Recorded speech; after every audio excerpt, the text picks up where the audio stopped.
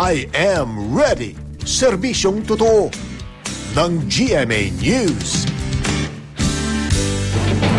O kasi simula pa lang po ng taon, isa na namang low pressure area ang kasalukuyan nagiging dahilan ng malakas na pag-ulan dyan sa Visayas at Mindanao. Alamin natin ang latest update dyan mula sa ating resident meteorologist na si Ginoong Nathaniel Cruz. Mang Tani, good morning po sa inyo.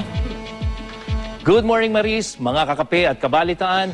Patuloy nga pong pagbabantay natin sa isang low pressure area na nakakapekto ngayon sa ilang bahagi ng Visayas at Mindanao. Huling namata ng pag-asa ang low pressure area na yan sa bahagi po ng Santa Josefa dyan sa may Agusan del Sur. Hindi na po lalakas pa yung LPA na kasalukuyan direktang nakakapekto sa ilang bahagi ng Mindanao hanggang dyan po sa Visayas. Pero dahil nakapaloob ang LPA na ito sa umiiral na Intertropical Convergence Zone, ito po ay medyo active.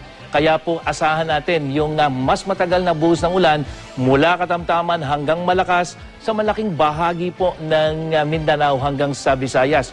Uulanin po uli yung mga lugar na labis na sinalanta ng Bagyong Pablo at Quinta, gaya po ng Bukidnon, Davao Provinces, Agusan Provinces, yung pong Misamis Provinces, Cotabato at Zamboanga del Norte. Sa Cagayan de Oro nga po, naitala yung malakas na buhos ng ulan. Yan po ay mula kaninang alas 2 hanggang alas 5 lamang ng umaga, bali 3 oras lamang yan, naitala ang 66 millimeters accumulated rainfall noon.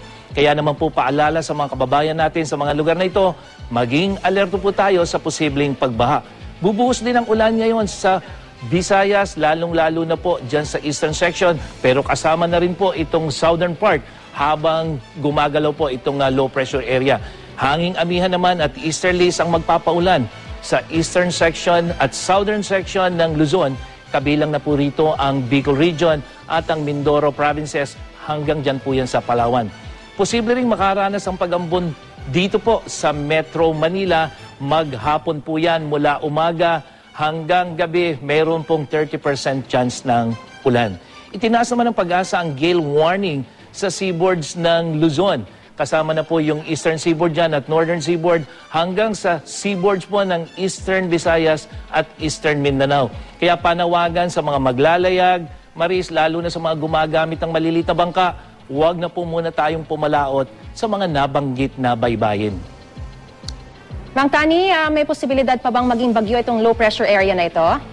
Maris, dahil ito ay tumatawid ngayon dyan sa kalupaan, medyo mababa talaga yung tsansa niyan na maging bagyo. Pero pag nagpunta na yan dito sa may Sulusi, ay nasa dagat na yan, kaya muling tataas yung tsansa. Pero ang maganda naman kasi yan, papalayo yan o papunta ng western o yung sa West Philippine Sea, kaya kahit lumakas yan, papalayo na yan sa ating bansa.